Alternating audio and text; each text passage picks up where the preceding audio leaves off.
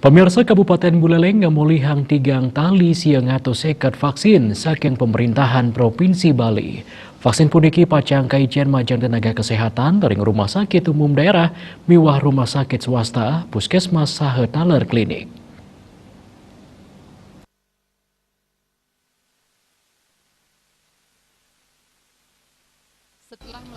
Parindikan inucap kebausang oleh Sekda Buleleng Gede Suiasa ringgalah Buda Tengai. Manut dane provinsi ngicen vaksin majeng Buleleng, sane akeh nyane tigang tali siang atus seket.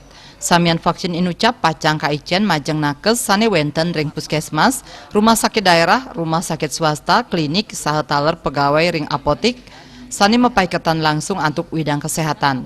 Antuk resmi indik jadwal pelaksanaan vaksinasi Suiasa mausang durung kaicen oleh Pemprov Bali.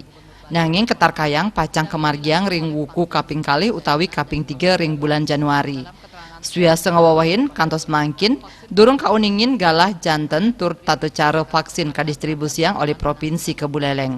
Napi pacang kakirim langsung ring genah vaksinasi, napi patut kasimpen dumun ring Dinkes Buleleng.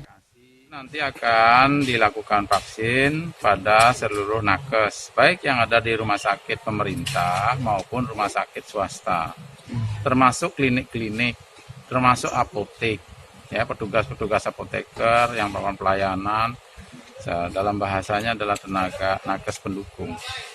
Nah, itu akan ditempatkan di 22 titik, ya seluruh puskesmas yang siap dan juga rumah sakit umum daerah. Nah, di situ ada 2 shift. Jadi ada yang bertugas 14 orang, 7 orang tahap 1, 7 orang tahap 2. Jadi fase 1, fase 2 atau shift 1, shift 2, ya. Ya, ini dilaksanakan dengan harapan semuanya tenaga kesehatan bisa divaksin. Kawal raris majeng para ASN, TNI, miwah Polri, katarkayang, pacang molihang ring tahap kekalih, sinambi nyantosang puarah saking Pemprov Bali. Komang Yuda, Bali TV.